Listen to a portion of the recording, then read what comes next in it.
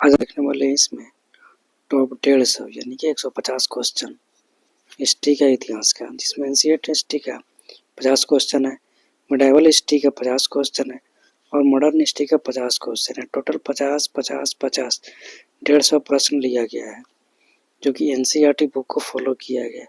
ये आपके हर आने वाले आगामी परीक्षाओं के लिए बहुत यूजफुल साबित होने वाली है। तो आइए हम लोग बिना देरी किए इसको शुरू करते हैं एक एक क्वेश्चन से। देखिए यहाँ पर लिख भी दिए हैं किस किस चीज़ के लिए यूजफुल है। तो ये यूजफुल है एसएससी बैंकिंग के लिए, रेलवे के लिए, बीपीएससी टीचर जो आने वाली है टीआरई 4 का, एंड ऑल कॉम्पिटिटिव एग्जाम। आप किसी भी कॉम्पिटिटिव एग्जाम की तैयारी कर रहे हैं तो आपके लिए बहुत यूजफुल साबित होने वाला है। तो बिना देरी किए हम लोग शुरू करते हैं। 50-50 प्रश्न का इसमें संग्रह लिया गया है। तो आइए शुरू करते हैं। फर्स्ट में एंशिएंट हिस्ट्री, एनसीईआरटी से फॉलो किया गया है, ठीक है। एंशिएंट हिस्ट्री मतलब प्राचीन भारत का इतिहास हम लोग देखते हैं। पहले एक एक क्वेश्चन शुरू करते हैं बिना स्किप किए, इसको देखिएगा अंत तक। इतिहास का जनक किसे कहते हैं? तो हेरोडोटस कहते हैं इतिहास का जनक। ये इतिहास का पिता किसको कहते हैं? तो हेरोडोटस को। इनको इतिहास का बाप कहते हैं, इतिहास का फादर ऑफ हिस्ट्री इनको कहते हैं। नेक्स्ट क्वेश्चन है, भारत में इतिहास लिखने की शुरुआत किसने की थी? तो इतिहास को लिखने की शुरुआत यूनानियों ने किया था। प्राचीन भारत का सबसे पुराना ग्रंथ कौन सा है? तो ऋग्वेद है। सबसे पुराना पूछेगा तो ऋग्वेद है, और सबसे बाद का वेद तो ये अथर्ववेद है, इसको याद रखना है, ठीक है। इसी में जादू टोना का उल्लेख किया गया है। टोटल वेद हम लोग जानते हैं कितने हैं? तो टोटल वेद हमारे 4 हैं। पहला ऋग्वेद, दूसरा यजुर्वेद, सामवेद और अथर्ववेद। सबसे पुराना ऋग्वेद है, सबसे बाद का अथर्ववेद है। इसी में जादू टोना का उल्लेख किया गया है। ऋग्वेद में कुल कितने मंडल है? तो कुल 10 मंडल है ऋग्वेद में, याद रखना है इसको। ऋग्वेद की रचना किस किस क्षेत्र में हुआ था? तो सप्त सिंधु क्षेत्र में हुआ था। नेक्स्ट क्वेश्चन देखते हैं, हड़प्पा सभ्यता किस नाम से जाना जाता है? तो हड़प्पा सभ्यता को सिंधु घाटी सभ्यता के नाम से जाना जाता है। इसकी खोज किया था दयाराम साहनी ने 1921 में। ये ग्रुप डी में बार बार प्रश्न पूछता है, इसको याद रखिएगा। नेक्स्ट क्वेश्चन देखते हैं, क्वेश्चन नंबर 7, हड़प्पा सभ्यता की खोज हुआ था कब? तो 1921 में हुआ था। किसने किया था? तो दयाराम साहनी ने किया था। 1921 में हुआ था, दयाराम साहनी ने इसकी खोज किया था। मोहनजोदड़ो की खोज किसने किया था? तो मोहनजोदारो की खोज किया था आर डी बनर्जी ने किया था। सिंधु सभ्यता किस नाम जाना जाता है? तो ये कांस्ययुगीन सभ्यता के नाम से जानते हैं। सिंधु सभ्यता का सबसे बड़ा नगर कौन सा है? तो मोहनजोदारो इसका सबसे बड़ा नगर है। सिंधु सभ्यता का प्रसिद्ध बंदरगाह कौन सा? तो लोथल है। लोथल कहाँ है? तो गुजरात में है। लोथल कहाँ है? गुजरात में, इसको याद रखिएगा। नेक्स्ट देखते हैं, सिंधु सभ्यता की लिपि कौन सी थी? तो चित्रात्मक थी, चित्र बनाया गया था। सिंधु लिपि आज तक क्यों नहीं पढ़ा जा सकता है? क्यों नहीं पढ़ी जा सकती है? क्यों? क्योंकि वह पठित है, इसको पढ़ नहीं सकते आप, पढ़ने के लायक नहीं है। सिंधु सभ्यता की अर्थव्यवस्था मुख्य आधार क्या था? तो सिंधु सभ्यता की अर्थव्यवस्था का मुख्य आधार कृषि था, एग्रीकल्चर। सिंधु सभ्यता की मुख्य फसलें कौन सी थी? तो गेहूं और जौ इसकी मुख्य फसल थी, इसको याद रखना। नेक्स्ट क्वेश्चन देखते हैं, कपास की खेती के सबसे पुराने साक्ष्य कहाँ मिले? तो सिंधु घाटी सभ्यता से सबसे पुराने इसके साक्ष्य प्रमाण मिले हैं। ग्रेट बाथ कहाँ स्थित है? तो मोहनजोदड़ो, महान स्नानागार जिसको कहा जाता है, तो ये कहाँ है? तो ये मोहनजोदाड़ो में है, इसको याद रखना है। नेक्स्ट देखते हैं, वैदिक काल को कितने भाग में बांटा गया है? तो 2 में। पहला क्या? पूर्व वैदिक और उत्तर वैदिक, इसको भी याद रखना है। वैदिक काल की भाषा क्या थी? तो संस्कृति वैदिक काल की भाषा। आर्यों की प्रारंभिक निवास कहाँ माना जाता है? तो सप्त सिंधु क्षेत्र में। हाँ, ये भी क्वेश्चन पूछता है कि आर्य सबसे पहले कहाँ आए? तो आर्य सबसे पहले पंजाब में आकर के उन्होंने पंजाब में बसा था, इसको भी याद रखना है। उत्तर वैदिक काल के, थोड़ा सा इसको छोटा कर लेते हैं। उत्तर वैदिक काल में किस शासन प्रणाली का विकास हुआ? तो ये राजतंत्र का विकास हुआ। प्रश्न, सभा और समिति क्या थी? तो सभा और समिति वैदिक काल की राजनीतिक संस्था थी, इसको भी याद रखना है। नेक्स्ट क्वेश्चन है क्वेश्चन नंबर 24, वर्ण व्यवस्था का पहला उल्लेख किस ग्रंथ में मिलता है? तो ये ऋग्वेद में मिलता है। उपनिषदों की कुल संख्या कितनी मानी जाती है? तो उपनिषद की संख्या टोटल 108 है, इसको भी याद रखना है। अब बौद्ध धर्म से रिलेटेड क्वेश्चन देखते हैं। बौद्ध धर्म के संस्थापक गौतम बुद्ध थे। बुद्ध का जन्म कहाँ हुआ? तो लुम्बिनी। लुम्बिनी कहाँ है? तो ये लुम्बिनी नेपाल में है, इसको याद रखना है, लुम्बिनी नेपाल में है। गौतम बुद्ध ज्ञान की प्राप्ति कहाँ हुआ था? तो ये बौद्ध गया में हुआ था। बौद्ध गया कहाँ है? बिहार में है। बुद्ध का प्रथम उपदेश कहाँ दिया था? तो उन्होंने सारनाथ में दिया था। बुद्ध का महापरिनिर्वाण कुशीनगर में हुआ था। महापरिवार मतलब मृत्यु जिसको कहते हैं, तो ये कहाँ हुआ था? तो कुशीनगर में हुआ था। जैन धर्म के संस्थापक कौन थे? तो ये महावीर स्वामी थे। 24वें तीर्थंकर थे महावीर स्वामी। जैन धर्म के ये 24वें तीर्थंकर थे। 23वें थे पार्श्वनाथ, 23वें थे पार्श्वनाथ, इसको भी याद रखना है। जैन धर्म का संस्थापक जिसको बोला जाता है पहला तो ऋषभ देव को, इसको भी याद रखना है, जैन धर्म से रिलेटेड था। महावीर स्वामी कौन से तीर्थंकर थे? तो ये 24वें थे। जैन धर्म का प्रमुख सिद्धांत क्या है? तो अहिंसा है। मौर्य वंश की स्थापना किसने किया था? तो चंद्रगुप्त मौर्य ने किया था। चंद्रगुप्त मौर्य के गुरु कौन थे? तो चाणक्य थे। चंद्रगुप्त मौर्य के गुरु कौन थे? तो ये चाणक्य थे। मौर्य साम्राज्य की राजधानी कहाँ थी? तो ये पाटलिपुत्र उनकी राजधानी थी। अशोक ने किस युद्ध के बाद बौद्ध धर्म अपना लिया? तो ये कलिंग युद्ध के बाद उन्होंने बौद्ध धर्म अपना लिया था अशोक ने। अशोक की अभिलेख किस भाषा में लिखा गया? तो ये ब्राह्मी भाषा में लिखा गया है। गुप्त काल को किस नाम से जाना जाता है? तो स्वर्ण युग के नाम से जाना जाता है गुप्त काल को। गुप्त वंश की स्थापना किसने किया था? तो श्री गुप्त ने इसकी स्थापना किया था। नेक्स्ट क्वेश्चन, समुद्रगुप्त को क्या कहा जाता था? तो ये भारत का नेपोलियन कहा जाता है। भारत का नेपोलियन समुद्रगुप्त को कहते हैं। गुप्त काल के प्रसिद्ध कवि कौन है? तो ये कालिदास है गुप्त काल के प्रसिद्ध कवि। बहुत भी है, इंपॉर्टेंट क्वेश्चन है ये। वीडियो अगर आप लोगों को अच्छा लगे तो लाइक और कमेंट कर दीजिएगा। महान गणितज्ञ आर्यभट्ट किस काल से संबंधित है? तो ये गुप्त काल से संबंधित है आर्यभट्ट। नालंदा विश्वविद्यालय की स्थापना किसने किया था? तो कुमारगुप्त ने किया था। गुप्त काल में भारत आने वाला चीनी यात्री कौन था? तो ये फाहियान था, जो गुप्त काल में भारत आया था। प्राचीन भारत में शिक्षा प्रणाली क्या कहलाती थी? गुरुकुल प्रणाली थी। पहले गुरुकुल में पढ़ाई होता था। उसी में वरदराज की कहानी आप लोग सुने ही होइएगा। पहले गुरुकुल में था, उसी में शिक्षा होती थी। विश्व का सबसे प्राचीन विश्वविद्यालय कौन से है? तो तक्षशिला है, जो कि पाकिस्तान में अब चला गया। तक्षशिला पाकिस्तान में है। अशोक का राज्य चिन्ह क्या है? तो सिंह स्तंभ है। हमारा राष्ट्रीय एम्बलम भी है, राष्ट्रीय चिन्ह सिंह स्तंभ है। मौर्य शासन की प्रकृति कैसी थी? तो ये केंद्रीकृत थी। नेक्स्ट क्वेश्चन देखते हैं, प्राचीन भारत में प्रमुख रूप से कौन सी धातु हुआ था? प्राचीन काल में सबसे पहले तांबा का उपयोग किया गया था। अब हम लोग देखते हैं एंशियंट तो हो गया, अब देखते हैं मेडाइवल मतलब मध्यकालीन भारत का इतिहास। मध्यकालीन भारत का इतिहास देखेंगे। कितना प्रश्न लिए हैं? तो ये 50 प्रश्न लिए हैं। ये हर परीक्षा के लिए उपयोगी है। तो ये बिना देरी किए इसको भी शुरू करते हैं। देखते हैं 51 नंबर प्रश्न, मध्यकालीन भारतीय इतिहास का काल माना जाता है तो ये 8वीं से 18वीं सदी तक। मध्यकालीन भारत का पहला मुस्लिम आक्रमणी कौन था आक्रमणकारी? तो ये मोहम्मद बिन कासिम 712 ईस्वी में इन्होंने आक्रमण किया था। नेक्स्ट क्वेश्चन देखते हैं, मोहम्मद बिन कासिम किस क्षेत्र पर विजय प्राप्त किया था? तो इन्होंने सिंध और दाहिर पर किया था। भारत का पहला तुर्क आक्रमण कब? महमूद गजनवी ने किया था पहला तुर्की आक्रमण। वो पहला तुर्की आक्रमण किसने किया था? महमूद गजनवी ने। महमूद गजनवी ने भारत पर कितनी बार आक्रमण किया था? तो ये 17 बार किया। 17वीं बार में जाकर ये कामयाब हुए। ठीक है। भारत में तुर्की शासन की स्थापना किसने की? तो ये कुतुबुद्दीन ऐबक, गुलामों का गुलाम इनको कहा जाता है। दिल्ली सल्तनत की स्थापना किसने किया था? तो कुतुबुद्दीन ऐबक ने।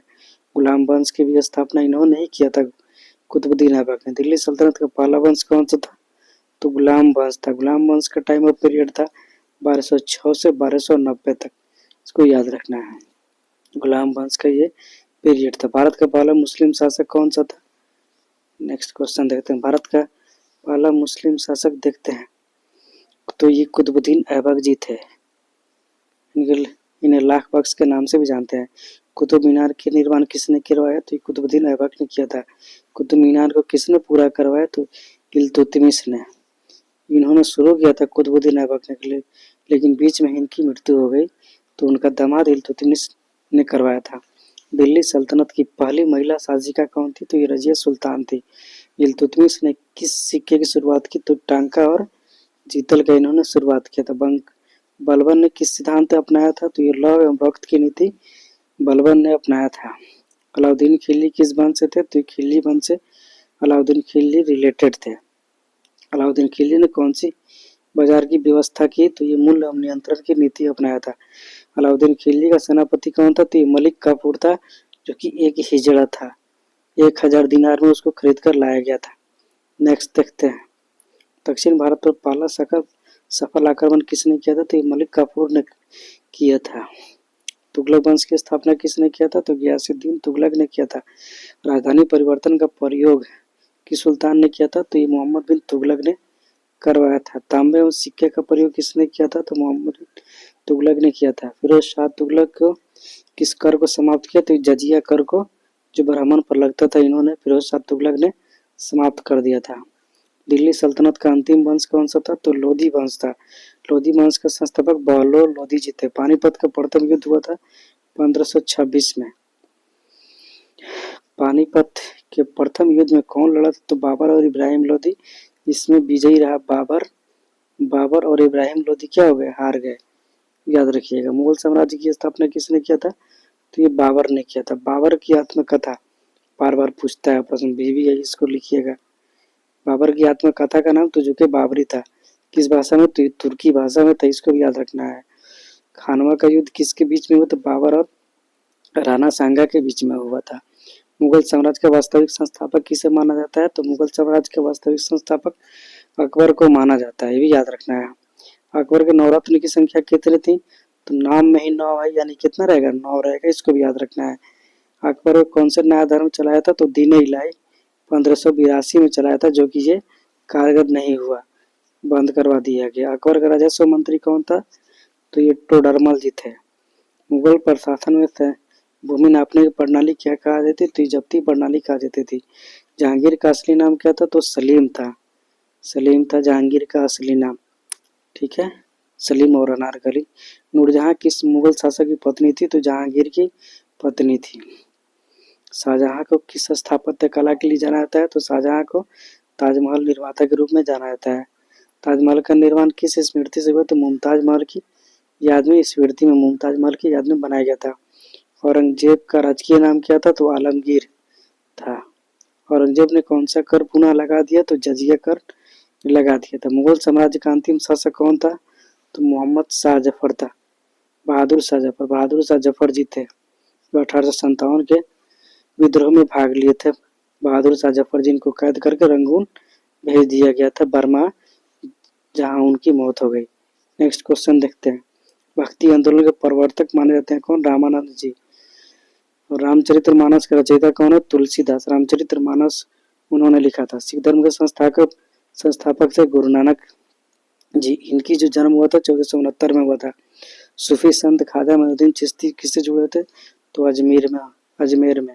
मध्यकालीन भारत में फारसी किस रूप में प्रयुक्त होती थी? तो फारसी उस टाइम की राजभाषा थी, ऑफिशियल लैंग्वेज फारसी थी। मुगल चित्रकला का प्रारंभ किसके समय में हुआ? तो अकबर के समय में हुआ। मनसबदारी प्रथा किसने शुरू किया? तो अकबर ने मनसबदारी प्रथा की शुरुआत किया था। प्रश्न देखते हैं 99। जागीरदारी व्यवस्था किस शासनकाल में प्रचलित थी? जागीरदारी मुगल काल में चला था। पानीपत का तृतीय युद्ध हुआ था तो अहमद शाह अब्दाली और मराठा के बीच में हुआ था 1761 में, इसको याद रखना रखिए। अब देखते हैं हम लोग मॉडर्न हिस्ट्री, आधुनिक भारत का इतिहास देखेंगे। आधुनिक भारत का इतिहास हम लोग देखने वाले हैं। 50 प्रश्न इससे भी लिया गया है। नेक्स्ट देखते हैं हम लोग 50 प्रश्न का इसका भी सिलसिला। नेक्स्ट देखते हैं, आधुनिक भारतीय इतिहास की शुरुआत किससे मानी जाती है? तो 1757 की लड़ाई से मानी जाती है। 1757 में कौन सा ऐतिहासिक युद्ध हुआ था? तो ये प्लासी की युद्ध हुआ था। प्लासी युद्ध में कौन कौन लड़े थे? तो Sirajuddaula, British East India Company लड़े थे। प्लासी युद्ध के समय ईस्ट इंडिया कंपनी का नेतृत्व किसने किया? तो ये रॉबर्ट क्लाइव ने किया था। बक्सर का युद्ध हुआ था कब? तो 1764 में हुआ था। बक्सर के युद्ध में ईस्ट इंडिया कंपनी किसके विरुद्ध लड़ी थी? तो जो मीर कासिम थे, शुजाउद्दौला और शाह आलम द्वितीय, तीनों आदमी ने मिलकर बक्सर के युद्ध में लड़ा था। तिलकुट सेना जिसको बोला जाता है, लेकिन ये लोग भी हार गए, नहीं जीत पाए।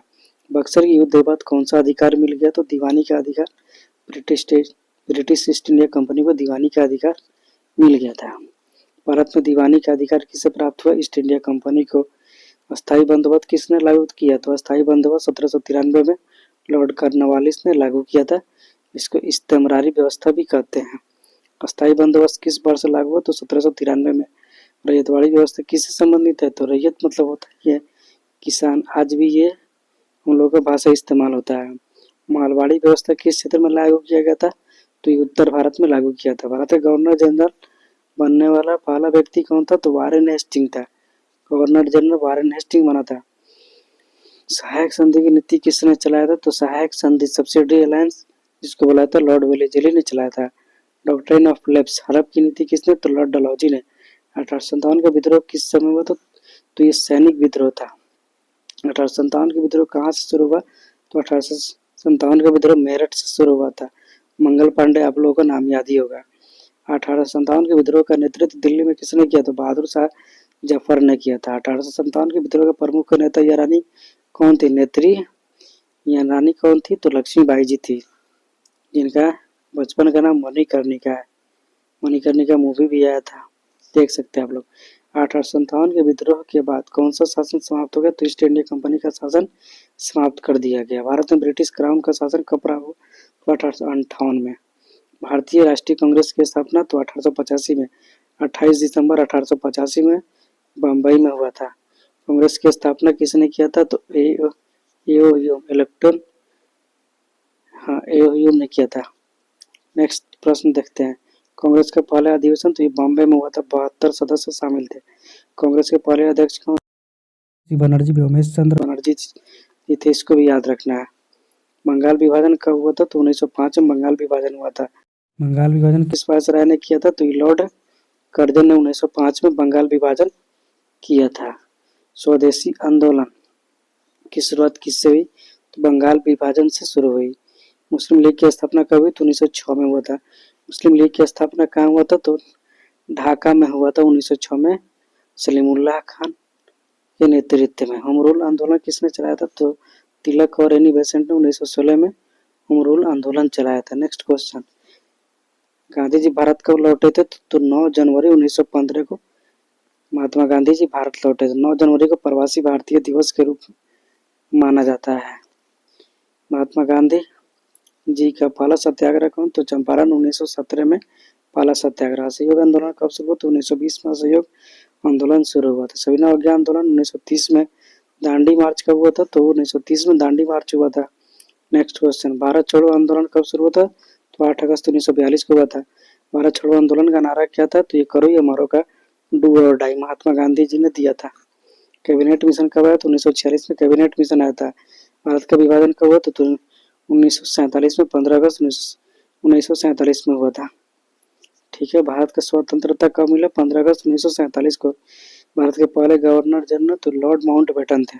स्वतंत्र भारत के पहले प्रधानमंत्री जवाहरलाल नेहरू जी थे। भारत संविधान सभा के अध्यक्ष कौन थे? तो राजेंद्र प्रसाद संविधान सभा के अध्यक्ष थे। संविधान के निर्माण का प्रारूप किसने तैयार किया? तो भीमराव अम्बेडकर जी ने किया था। भारतीय संविधान कब लागू किया? 26 जनवरी 1950 को।